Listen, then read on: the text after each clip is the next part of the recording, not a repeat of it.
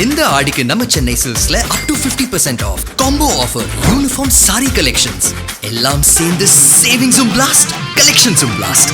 நம்ம தி சென்னை சில்க்ஸ். தமிழ்நாட்டுல எல்லாமே சேஞ்ச் ஆயிடுச்சு. உங்க நகையையும் சேஞ்ச் பண்ணுங்க. உங்க பழைய நகைக்கு கிராமுக்கு 150 ரூபாய் கூடுதலா வாங்கி புது நகை எடுத்துக்கோங்க. அதே கம்மி சேதாரம் தான் உங்க லலிதால மட்டும்தான். எனது அன்பு கலந்த வணக்கத்தை நான் முதலில் தெரிவித்துக் கொள்ள நான் விரும்புகிறேன். எனக்கு நல்லா உடல்ல நான் நன்றாக இருந்த பொழுது பேச வேண்டும் என்ற ஆர்வம் மிகுந்த காலத்தில் உங்களுடைய சட்டமன்ற உறுப்பினர் ஜோசப் சாமியால் சொன்ன ஒரு கூட்டம் எடுத்துக்கொண்டு போட என்னன்னு போடல. ஆனால் உங்களுடைய மாவட்ட செயலர் திரும்ப திரும்ப அந்த துறைமுகம், குளத்தூர், பெரம்பூர் அங்கேயே வச்சுக்கினாரு. இப்போ கூட புறப்பட்டேன், 1.25 மணி நேரம் வச்சு வந்து சேர்றதுக்கு, அவ்வளோ டிராபிக்.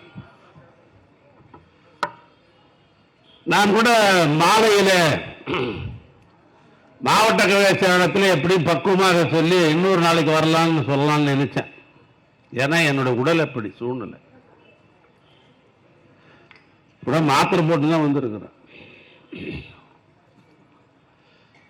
சளி தொல்லை. ஆனாலும் தலைவருடைய நினைவு நாளில் நான் பேசலாம். அந்த உடம்பு இருந்துதான் புரோஜனம், என்னதான் புரோஜனம் சொல்லுவாங்க. ஆனால் அவர் மீது நான் வைத்திருக்கிற பக்தி, அவர் மேல நான் வைத்திருக்கிற பக்தி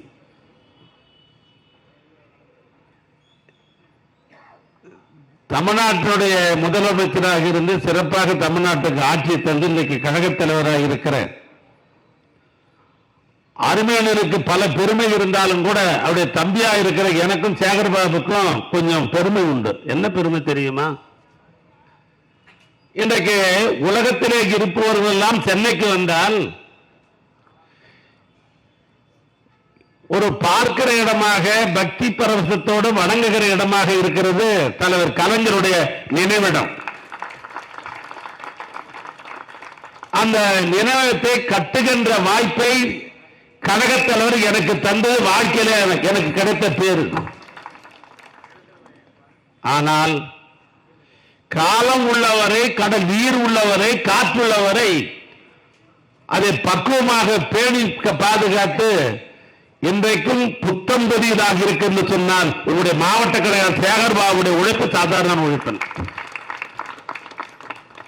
ஆனால் தலைவரின் சார்பாக 2 பேருக்கு அப்படி ஒரு பெருமை. அப்படிப்பட்ட அவரால் எங்களுக்கு பெருமை கிடைத்திருக்கு சொன்னா அவருடைய நினைவு நாள் பேசாம இருக்க முடியுமா? இங்க இருக்கிற கழக நண்பர்களும் சேகர்பாபும் ரூம் போட்டு சிந்திப்பாங்க போலங்குது இந்த இன்விடேஷன் அடிக்கிறதுக்கு. நான் திருவண்ணாமலை தெரியாத யாரா இருக்க முடியுமா?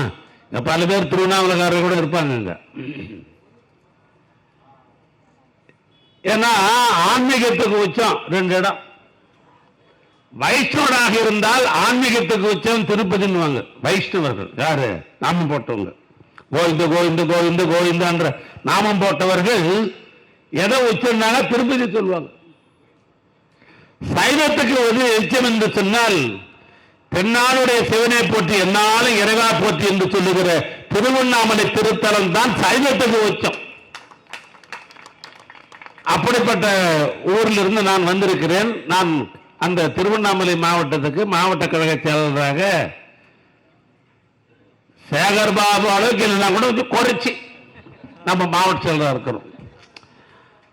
ஆனா இது போன்ற அழைப்பு அடிக்கிறதுக்கு நல்லா சிந்திக்கிறது இல்லை. எங்க அலுவலகத்தில் இருக்கிற பார்த்து ஒரு நினைவு நாள் ஒரு போஸ்ட் ஓட்டு ஒரு அழைப்பு அடிக்கணும், பேச்சாளர் வச்சு கூட்டம் போடணும். இந்த அழைப்பதை பார்க்கிற பொழுது நேற்று தினம் தான் கொடுத்தார். என்ன உடம்பு சரினாலும் போய் பேசிதான் ஆகணும். இந்த அழைப்பதற்காக மட்டும் அவ்வளோ அற்புதமான அழைப்பு. தலைப்பு பார்த்தால் போராளி ஓய்வுகள் என்று 10 நிகழ்ச்சி நடத்துறார். இயக்கத்திலே தலைவர் மீது பற்றுள்ளவர்கள், பாசம் உள்ளவர்கள், பக்தி உள்ளவர்கள் அவர் மீது நீக்கமர அன்பு செலுத்திக் கொண்டிருப்பவர்களை கண்டுபிடித்து 10 நிகழ்ச்சி நடத்துறார். அதுல ஒரு நிகழ்ச்சிக்கு எனக்கு அழைப்பு கொடுத்து வந்திருக்கிறார். தலைப்பு வர்றார் பாருங்க, சமத்துவம் செய்த தமிழ் தலைவர். சமத்துவம் செய்த தமிழ் தலைவர்.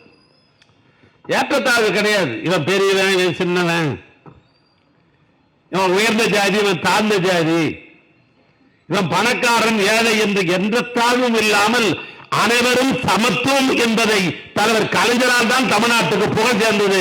அவர் தான் சமத்துவம் என்ற ஆணையே போட்டவர்.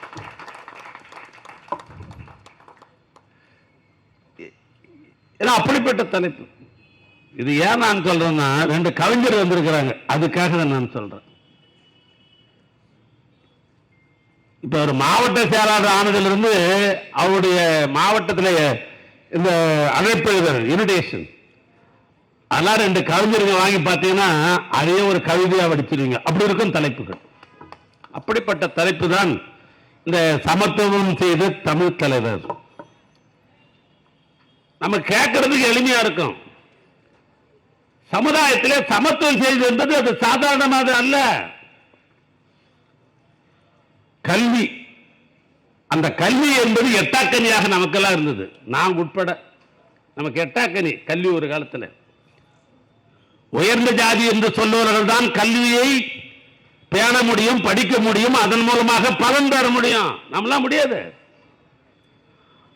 அப்படிப்பட்ட கல்வியை 2 பேர் பரப்புனாங்க. ஒன்னு பெருந்தலைவர் காமராஜர் ஆரம்ப கல்வி.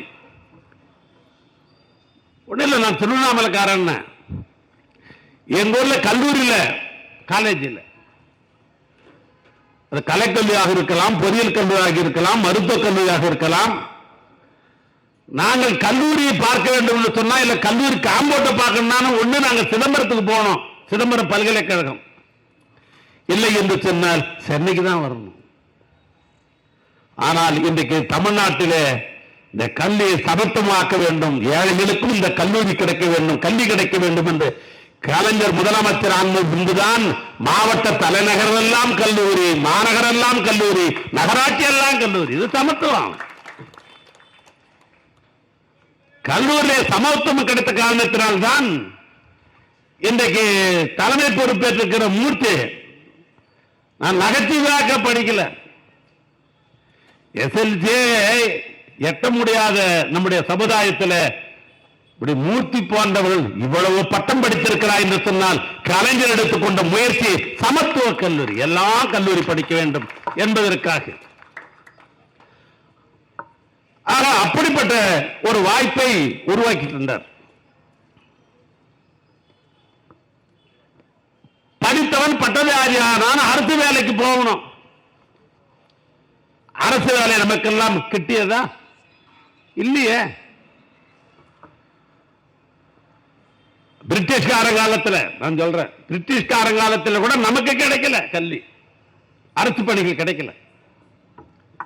நம்முடைய தாத்தா கட்சி, நாம் திராவிட முன்னேற்ற கழகம் என்று சொன்னால் நம்முடைய தாய் கழகம் திராவிட கழகம். திராவிட கழகத்துக்கு தாய் கழகம் என்று சொன்னால் நீதி கட்சி. அந்த நீதி கட்சி காலத்தில் தான் சென்னையை சேர்ந்த சர்பிடி தியாகராஜரும் டி எம் நாயரும் நடேசனார் என்ற இந்த மூர்த்திகள் எடுத்துக்கொண்ட பெரிய முயற்சி, அதன் மூலமாக திராவிட இயக்கத்தினுடைய நீதி கட்சியினுடைய ஆட்சி, அந்த நீதி கட்சி ஆட்சியில பனங்கலரசர் முதலமைச்சராக இருந்த பொழுதுதான் நம் ஊரை சேர்ந்த முத்தை முதலியார் என்பவர் தான் இடஒதுக்கீடு கொண்டாந்தார். அது வரைக்கும் கிடையாது நமக்கு. நமக்குள்ள இன்னைக்கு ஜாதி சென்டர் இருக்குது. நான் பெரிய ஜாதி, சரி, எந்த ஜாதிக்கும் கிடையாது அன்னைக்கு. ஆனால் அன்றைக்கு அரசின் சார்பாக அன்றைக்கு இடஒதுக்கீடு என்ற பெருமையை கொண்டு வந்தது நீதி கட்சி.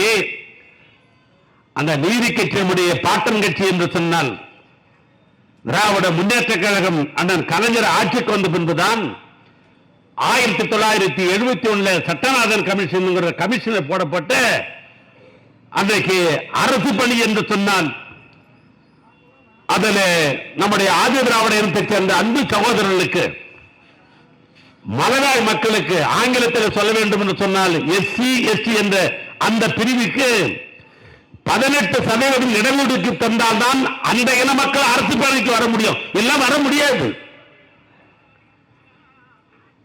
ஆக பின்தங்கிய வகுப்பு என்று சொல்லப்பட்ட பிசி பேக்வர்ட் கிளாஸ் அதற்கு 31% என்ற அடிப்படையில் சட்டநாத கமிஷனுக்கு பின்னால் அரசு பணிகளே நம் வீட்டு பிள்ளைகள் பணிக்கு போகணும் என்று சொன்ன முயற்சியினுடைய அடிப்படையில் தொடர் முயற்சி தான் அண்ணன் கலைஞர் முதலமைச்சராக இருந்தது. அதன் தொடர் முயற்சியாக ஆதி திராவிட இனத்தைச் சேர்ந்த அன்பு சகோதரர்களுக்கு 18%, மலைநாடு மக்களுக்கு 1%, பிற்படுத்தப்பட்ட மக்களுக்கு 30%, இன்னும் சொல்ல போனால் மிக மிக பிற்படுத்தப்பட்ட வன்னியன மக்களை உட்பட அவர்களுக்கு 20% இன்றைக்கு கொடுத்த வரலாறு யாருக்கு என்று சொன்னால் அண்ணன் கலைஞருக்குத்தான் அந்த வரலாறும் சேரும். அதற்கு பின்னால் தலைவர் கலைஞர் 5வது முறையாக ஆட்சி பொறுப்பேற்ற பொழுதுதான் உள்ஒதுக்கீடு தர வேண்டும் என்ற அடிப்படையில் இஸ்லாமிய சமுதாயத்திற்கு 3.5%, அருமைய பெருமக்களுக்கு 3% கொடுக்கப்பட்டு இன்றைக்கு அந்த இன மக்களும் இன்றைக்கு அரசு பணிக்கு போகிறார் என்று சொன்னால் அதற்கு வித்திட்டது அருமையாளர் கலைஞர். எனவே ஒரு சமத்துவம், கல்வியில் சமத்துவம், அரசு வேலை வாய்ப்பிலே சமத்துவம். இதோடு மட்டுமல்ல, பெரிய ஜமீன்தார்கள் உனக்கு எத்தனை ஏக்கரான்னு சொன்னா எனக்கு 100 ஏக்கரான்னு, உனக்கு எத்தனை ஏக்கரா 50 ஏக்கரா. கலைஞர் முதலமைச்சரான பொழுதுதான் 69 நிலவச்சரவு என்கிற சட்டத்தை கொண்டு வந்து எவ்வளவு பெரிய பணக்காரன் இருந்தாலும் நீ 5 ஏக்கராவுக்கு மேல நீ அனுபவிக்க கூடாது என்று 100 ஏக்கராவையும் நிலத்து சொந்தக்காரனுக்கு 5 ஏக்கராவை கொடுத்து விட்டு மீதி இருக்கிற ஏக்கராவை எல்லாம் ஏழைகளுக்கு பிரித்து கொடுத்த சமத்துவ நாயன் தான் கலைஞர். அதோடு மட்டுமல்ல, அடுப்போதும் பெண்களுக்கு படிப்பதற்கு என்று சொன்ன வீரர்கள் மத்தியில அரசு பணியில, அதுவும் குறிப்பாக ஆசிரியர் பணியில பெண்கள் தான் 30% அரசு பணியில இருக்கும் என்று சொன்னவர் கலைஞர். அதோடு மட்டுமல்ல, 96 கலைஞர் அவர்கள் முதலமைச்சராக இருந்த பொழுதுதான், அது மேயராக இருக்கலாம், இன்றைக்கு இந்த சென்னை மாநகரத்திலே மேயராக பெரியார் ராஜன் இருக்கிறார் என்று சொன்னால் 96 அண்ணன் கலைஞர் முதலமைச்சராக இருந்த பொழுதுதான், அது மேயராக இருந்தாலும் சரி, அல்லது கவுன்சிலராக இருந்தாலும் சரி, நகராட்சி தலைவராக இருந்தாலும் சரி, நகரமன்ற உறுப்பினராக இருந்தாலும் சரி, ஏன் தமிழ்நாட்டில் இருக்கிற 12,484 கிராம ஊராட்சியாக இருந்தாலும் சரி, உள்ளாட்சிகளிலே முதலாக 33% பெண்கள் தான் பதவியிலே இருக்கின்ற சட்டம் கொண்டவர் அண்ணன் கலைஞர். அன்றைய ஒன்றிய அரசாங்கம் சட்டம் போடப்பட்டிருந்தாலும் அது தமிழ்நாட்டில் நிறைவேற்றப்படவில்லை.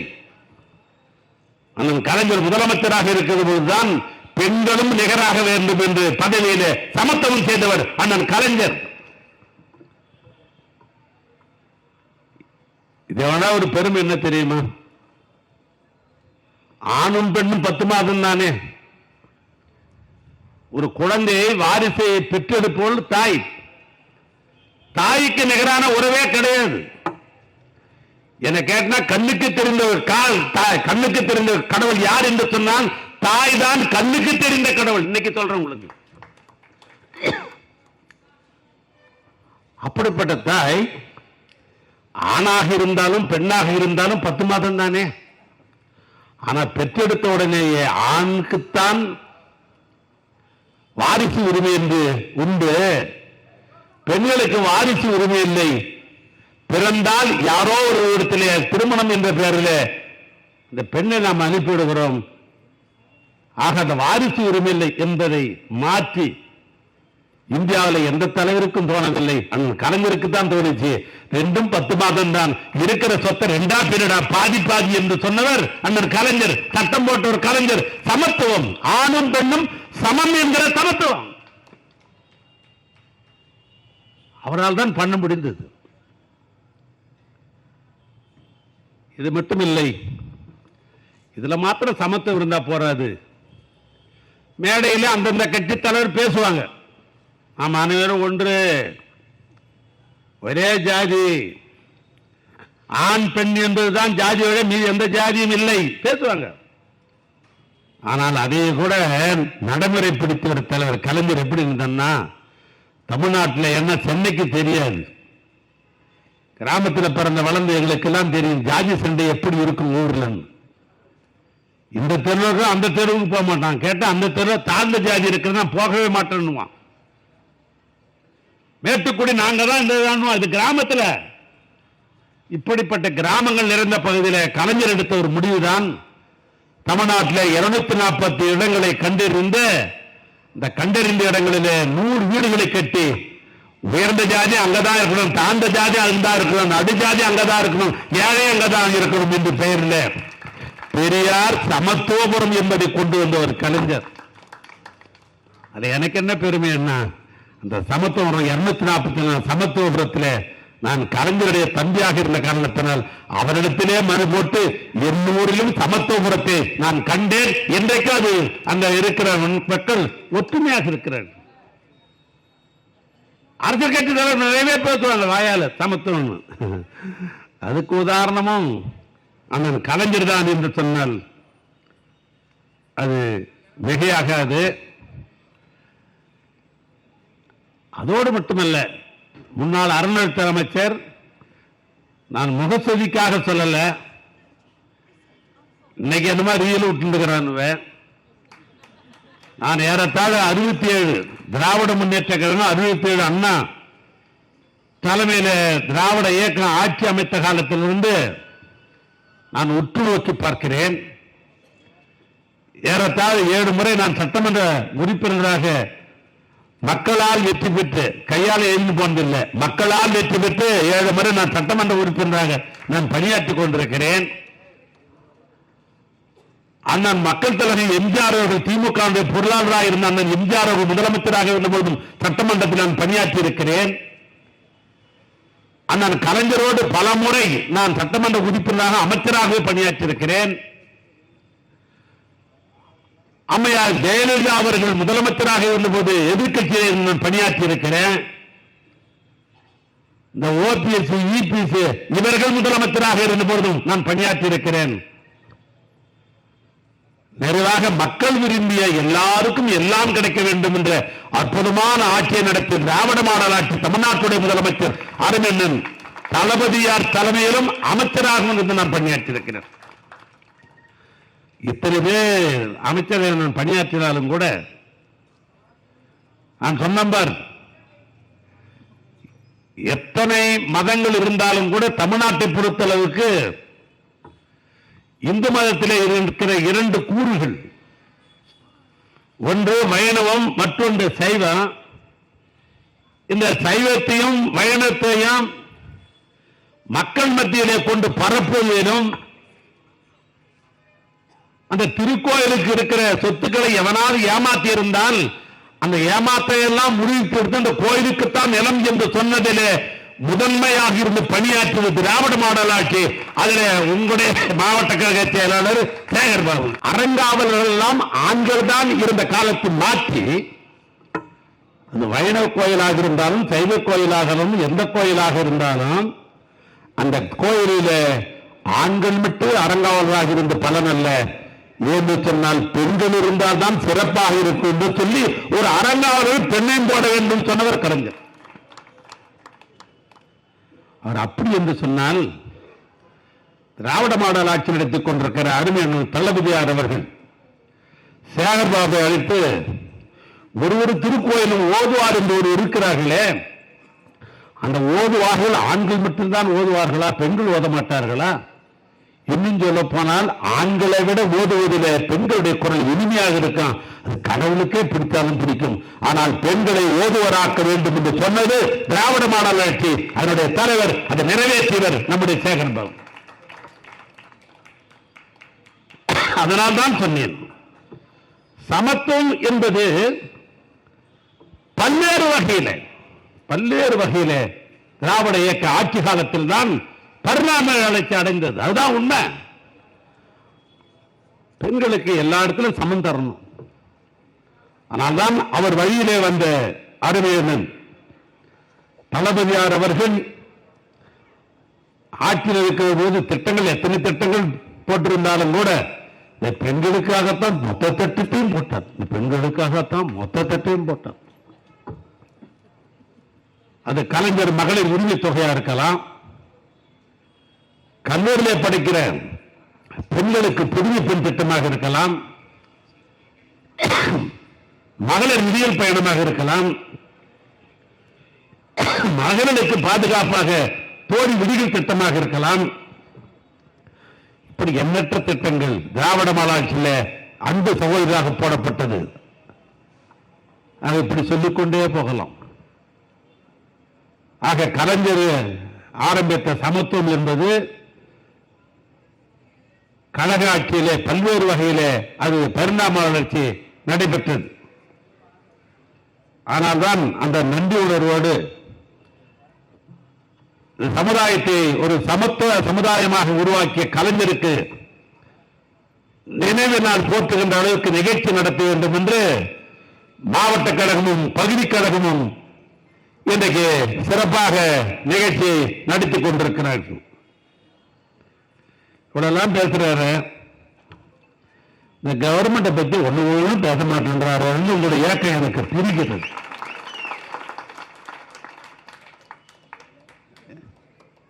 ஒரு காலத்தில் சட்டமன்றத்தில் நாங்க என்ன பேசணும்னு சொன்ன காலம் என்பது மாறிடுச்சு. இப்ப கேட்டால் லைவ் நாங்க நேராக பார்த்துட்டு இருக்கோம். சட்டசபை விட்டு நேற்று 5:02 நேற்று சட்டசபை விட்டுட்டு வெளியே வரும்போது 5:02 மாலை காலை 8:30 மணிக்கு போனேன். சட்டசபை நிகழ்ச்சியெல்லாம் முடிச்சுட்டு திரும்பி வரும்போது 5:02 ஐக்கியாட்சி தாண்டினேன். நான் என்னென்னலாம் சட்டசபையில் நேற்று பேசணும்னு அதெல்லாம் நம்ம ஆளுங்க கட் பண்ணி அழகா ரீல்ல போட்டான், வாட்ஸ்அப்ல போட்டான், பேஸ்புக்ல போட்டான், இன்ஸ்டாகிராம்ல போட்டான். நான் நினைச்சு பாடா சட்டத்தை போட்டு வெளியே வரும் எப்படி எனக்கு தெரிஞ்சுன்னு வண்டியில வந்து சொன்னாரு ஒரு நண்பர், நம்ம சட்டமன்ற உறுப்பினர், அண்ணா எல்லாம் லைவ்ல போயிட்டு இருக்குது, நம்மளால கட் பண்ணி போட்டபடியே இருக்கணும். எல்லாம் உங்களுக்கு தெரிஞ்ச செய்தி, நான் என்ன சொல்றது? பானை சோறுக்கு படுக்கு சோறு பதம் என்று சொன்னதை போல இந்த ஆட்சியாளர்கள் வந்ததும் சொன்னாங்க, வந்தது இல்லை வர்றதுக்கு முன்னால சொன்னாங்க, குழந்தைகள் எல்லாம் பிறந்தால் அனைத்து குழந்தைகளுக்கு தங்கம் மோதிரம். நான் கூட்டி பார்த்தேன் எவ்வளவு குழந்தைகள் ஒரு ஆண்டுக்கு சராசரி பிறக்கிறது என்று கூட்டி பார்த்து விட்டு, இது எப்படி சாத்தியக்கூறு இல்லையே, எப்படி தேர்தல் இருக்கல இவர்கள் சொல்லுகிறார் என்று நான் யோசித்து பார்த்தேன். அதை நம்பி பல தாய்மார்கள் 6 மாசத்துல நம்ம இப்ப கர்ப்பிணியா இருக்கிறோம், எலெக்ஷன் முடியும் போது இனிமே நம்முடைய குழந்தை பிறந்துடும், தங்க மோதிரம் போட்டுருவார் எப்படி அப்படின்னு நம்பி அங்க போய் விசில் அடிச்சுட்டு வந்து இப்ப குழந்தைய வரத பார்த்துட்டு பாக்குது. என்ன பாக்குதுன்னா, இப்ப இன்னும் கவர்மெண்ட் ஆஸ்பத்திரியில மட்டும்தான் போடுவாங்களாமே. தமிழ்நாட்டில் இன்றைக்கு குழந்தைகள் பிறப்பு என்பது பாதுகாப்பாக அந்த குழந்தை பிறக்க வேண்டும் என்ற அடிப்படையில் அரசு மருத்துவமனையிலும் பிறக்கிற குழந்தைகள் தனியார் மருத்துவமனையிலும் பிறப்பதற்கு அரசாங்கம் தான் அனுமதித்திருக்கிறது. அரசாங்கம் தான் அனுமதித்திருக்கிறது. தனியார் மருத்துவமனையில் குழந்தைகள் பிறந்தாலும் அரசு மருத்துவமனையில் 18,000 ரூபாய் பணம் பெறுகிறார் என்று சொன்னால் தனியார் மருத்துவமனையில் 18,000 உண்டு. ஆனால் இப்ப வந்திருக்கிற இந்த அரசு சொல்கிறது, அரசாங்க மருத்துவமனை விட்டு குழந்தை பிறந்தால் செப்டம்பர் மாதம் முதல் தங்கம் மோதிரம். நானும் சேகர் பாபு எல்லாம் நீ திட்டத்து போறதுக்கு முன்னாலேயே தலைவர் கலைஞர் பிறந்த நாள், அண்ணா பிறந்த நாள், தளபதி பிறந்த நாள், தம்பி உதயா பிறந்த நாள் என்று மாவட்ட கழகமே நாங்கள் தங்க மோதிரம் போட்ட கட்சியா இந்த கட்சி மாற்றிக்கொண்டார்கள். பிறக்கிற குழந்தைக்கெல்லாம் தங்க மோதிரம் என்று சொன்னால் இப்ப அரசு மருத்துவமனை பிறந்தாலும் மாற்றிக்கொண்டார்கள். நானே ஒரு விவசாயி, திருவண்ணாமலைக்கும் பக்கத்தில் 9 கிலோமீட்டர் தள்ளி போனால் என்னுடைய கிராமம் கூடலூர். நான் ஒரு விவசாயி விட்டு பிள்ளை, நானும் விவசாயி. இதைத்தான் வாக்குறுதியாக கொடுப்பார் எங்க தலைவர் என்று சட்டமன்றத்தில் சொல்லிவிட்டு சொன்னேன். அனைத்து விவசாயிகளுக்கும் தள்ளுபடி என்று சொன்னீர்களே, இன்னைக்கு சிறு குறு என்று மாற்றிவிட்டு மொத்த விவசாயி ரோட்ல நின்று கொண்டு பச்சை துண்டை போட்டுக் கொண்டு இந்த அரசாங்கத்தை எடுத்து போராடி கொண்டிருக்கிறான். சொன்னதே செய்யவில்லை என்று போராடுகிறான். சொன்னதை செய்யல. ஆக இந்த அரசாங்கம் தேர்தலுக்கு முன்னால் ஒன்று, வெற்றி பெற்றதற்கு பின்னால் ஒன்று என்று மாற்றி பேசுகிறார்கள். ஆனால் நான் ஒரு வரியில் சொல்ல வேண்டும் என்று சொன்னால், இந்த அரசாங்கம் போடப்பட்ட பட்ஜெட்டுக்கு அவர்கள் சொல்லுகிறார்கள், நாங்கள் வெற்றி பட்ஜெட் போட்டுவிட்டோம், வெற்றி பட்ஜெட் போட்டுவிட்டோம் என்று சொன்னார்கள். நாங்கள் திமுக சார்பாக நாங்கள் சட்டமன்ற உறுப்பினர் சொல்லுகிறோம், அது வெற்றி பட்ஜெட் அல்ல, வெற்றி வெட்டான பட்ஜெட் போட்டுவிட்டு மக்களை ஏமாற்றி விட்டீர்கள், அவ்வளவுதான் சொல்ல முடியும். எனவே இந்த அரசாங்கத்தை பற்றி இது வரைக்கும் போதும் வந்துக்கிறாங்க, பார்ப்போம். மக்களே புரிந்து கொள்ளார்கள். எங்க ஏரியால விசில் ஊதமெல்லாம் இப்ப வாயை மூடி இருக்கணும். விசில் ஊதினா பண்றான்.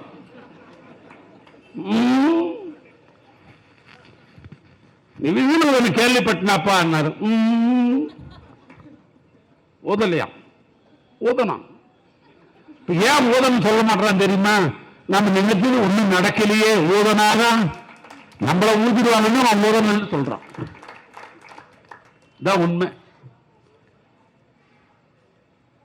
நான் இந்த அரசாங்கத்தை பற்றி நான் சொல்லிவிட்டேன். ஏதோ ஒரு சங்கடத்திலே தமிழ்நாட்டு மக்கள் இன்றைக்கு சில தாய்மார்கள், சில தம்பிமார்கள், சில விவசாய பிரிவு மக்கள், சில தொழிலாளர்கள், ஒரு வார காலமா பார்க்கிற அரசு அதிகாரிகள் கூட மன உளைச்சல் இன்றைக்கு இருந்து கொண்டிருக்கிறார்கள். அரசு அதிகாரிகள் எப்போதும் அரசு அதிகாரி என்று சொன்னால் அவர்கள் திமுக பக்கம் தான் இருப்பாங்க. எனக்கு தெரிஞ்சு திமுக பக்கம் தான் இருப்பாங்க. ஆனால் இந்த முறை சில அரசு அதிகாரிகள் ஒரு மாற்றத்தை கருதி நாம தான் விசில் ஊதி பார்க்கலாம் என்று விசில் ஊதினார்கள். இன்னைக்கு விசில் ஊதியவர்கள் வாய்ப்பற்றி இன்றைக்கு இந்த சங்கடத்தை இந்த ஆட்சி நமக்கு தந்துவிட்டதே என்று மன உளைச்சல்ல இருக்கிறார்கள். விசில் ஊதியது தவறு என்ற உணர்வு இன்றைக்கு தமிழ்நாட்டில் இன்றைக்கு பல மனதிலே புழுங்கிக் கொண்டிருக்கிற நிலை இருக்கிறது இன்றைக்கு. எனவே வருங்காலம் நம்முடைய காலமாகத்தான் இருக்கும், கழக ஆட்சி காலமாகத்தான் இருக்கும், திராவிட மாடல் ஆட்சி காலமாகத்தான் இருக்கும். இந்த தேதியிலிருந்து நாம் கங்கணம் கட்டிக் கொண்டு தேர்தல் பணி அல்ல, நம்முடைய கட்சியினுடைய கொள்கைகளை நாட்டு மக்களிடத்திலே கொண்டு சேர்க்க வேண்டும். ஏற்கனவே திராவிட மாடல் ஆட்சியை நாம் என்னென்ன திட்டங்கள் எல்லாம் செய்தோம் என்பதை மீண்டும் மக்களுக்கு நினைவேற்ற வேண்டிய நிலையில, நினைவூட்ட வேண்டிய நிலையில இருக்கிறோம். அந்த பணிகளை செய்வோம். மீண்டும் கோட்டையிலே திராவிட முன்னேற்ற கழகத்தோடு கொடி பரப்பதற்கு நாம் உழைப்போம். அதற்காக இன்றைக்கு தலைவர் நினைவு நாளிலே சபதம் ஏற்போம் என்று சொல்லி வாய்ப்பு இந்த பகுதி கழகத்திற்கும் மாவட்ட கழகத்திற்கும் என் நெஞ்சார்ந்த நன்றியை சொல்லி உரையை நான் நிறைவு செய்கிறேன். நன்றி, வணக்கம். நக்கீரன் டிவிக்கு சப்ஸ்கிரைப் செய்யுங்கள். உங்கள் ஆதரவே எங்கள் பலம். ஆசிரியர்களுக்கு நண்பனாகவும் மாணவர்களுக்கு ஆசானாகவும் திகழும் தேர்வு வழிகாட்டி. ஒவ்வொரு பாடத்திற்கும் அனுபவமிக்க ஆசிரியர்களின் துல்லியமான தெளிவான விடைகள். CNC இருக்கு, தேர்வு பயம் எதற்கு? இது தீரன் பப்ளிஷிங் ஹவுஸ் விற்பனை வெளியீடு.